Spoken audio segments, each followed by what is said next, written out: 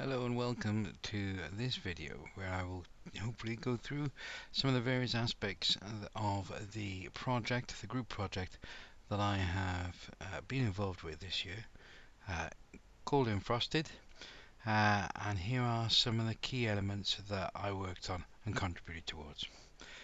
First up, very early on in our preliminary development areas, obviously we were all exploring various ideas, and one of the key areas that I was looking at was movement. One of the things we spoke about were obviously how we were going to get climbing features and how we were going to really explore the mechanics. Uh, and I thought about this waterfall feature where we could have logs or levels falling down it rather than just the icicles, which obviously later became a thing.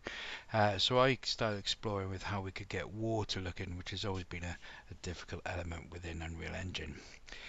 Then we moved on to that larger level development, sort of in the midway, and I started working with the initial features of the cube grid system, creating these large cavernous cave-like elements that we were looking at.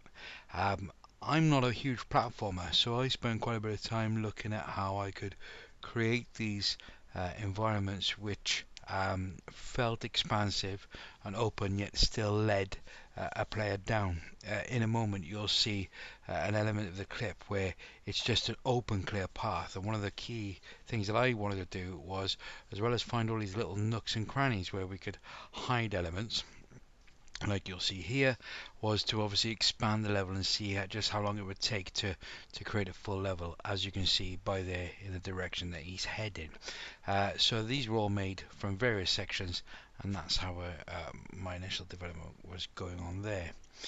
One of the things that I'm quite proud of in the game, actually, believe it or not, is the one of the earliest particle set animations that we had, the portals. This was me. Admittedly, I adapted a tutorial that I'd found, but it was one of the first integrations of Niagara and full use of Niagara within the system, and as you can see, that's where it came in, and which I was proud of. Finally, the save system and the continuity system. This was one of the biggest headaches that I had through the time. Used various different elements, used a lot of the UI elements, so these were all created using different UI elements collaborating through. One of the ones I am quite proud of is this keyboard here. As you can see, it's using a mouse, but it's also fully controller worthy as well. I had to put quite a few different elements into this. Focus element changes, even locks to make sure that you couldn't add too big a name, and also as you'll see in a minute, it should remove it all. There you go, and obviously those validation sort of elements to come in as well. And then it completed the game.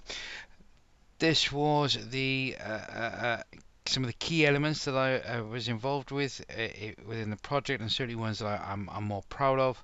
I thank you for your time and attention.